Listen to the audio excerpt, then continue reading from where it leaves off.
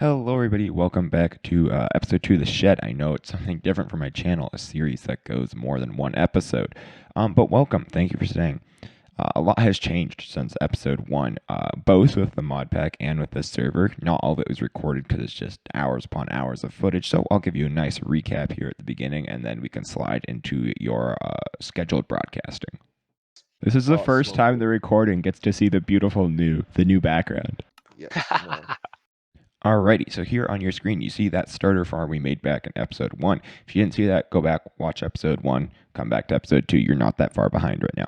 So anyways, we're moving it today because the last episode, callbacks again, we made the automated farm over to the side of our house, so we just don't need to manually farm anymore. We're now going to use that space for bigger and better things.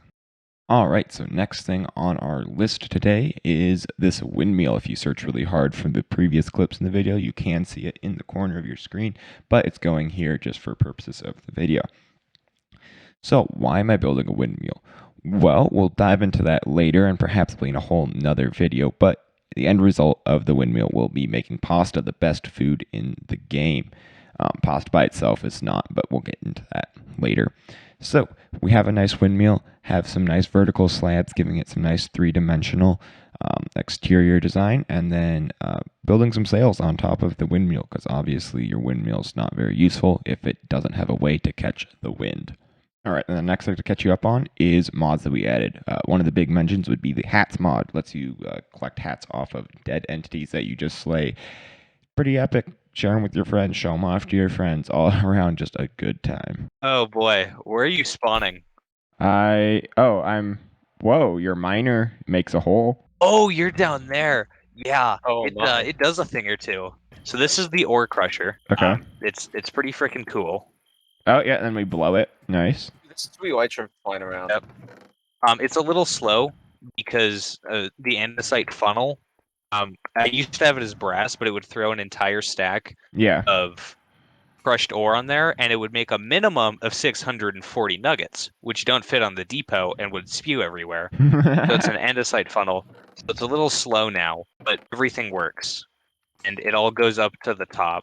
Oh my. You can get anywhere between one ore being about an ingot and a half to a maximum of one ore being 5 ingots.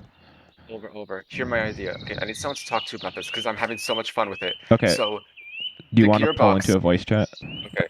So the gearbox, I'll need the gearbox in order to, when I have the pulley normally going, it'll bring up the elevator. Yep. So I'll need the gearbox to reverse the direction that the elevator goes down.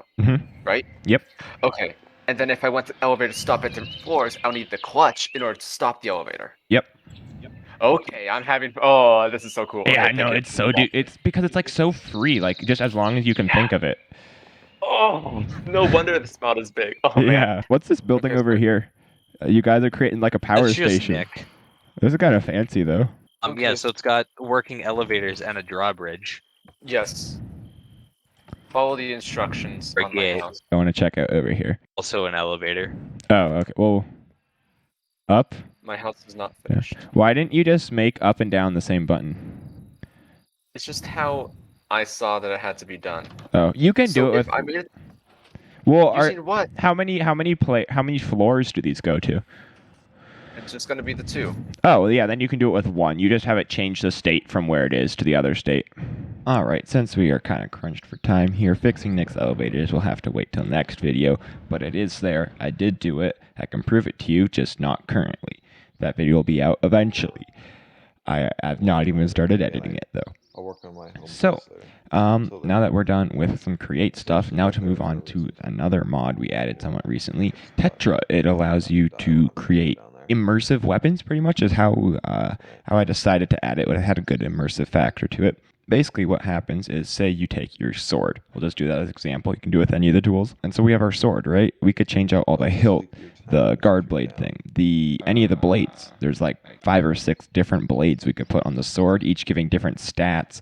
It has a kind of a special enchanting system. You can gild it with jewels for special effects. But it is very similar to Tinker's Construct, so coming over from that's not too bad. Alrighty, guys. So I'll be the first to admit this video is very sporadic. It kind of all over the place, but I just needed to catch you up on a ton of stuff. We played a ton over the past like 2 weeks of when this was recorded. So actually, the content I did is getting split into 3 videos. This is just the first one. We also have like a funny moments video coming up, and then also a special one I'll give you some sneak peeks for. It's for the secret lab in the basement of the Windmill. I have a robot that's going to be doing some fancy stuff with crafting, a ton of coding. I won't show too much of that. I get it's boring. But yeah, so I have a couple more videos coming up. Thank you for watching, and I will see you around next time.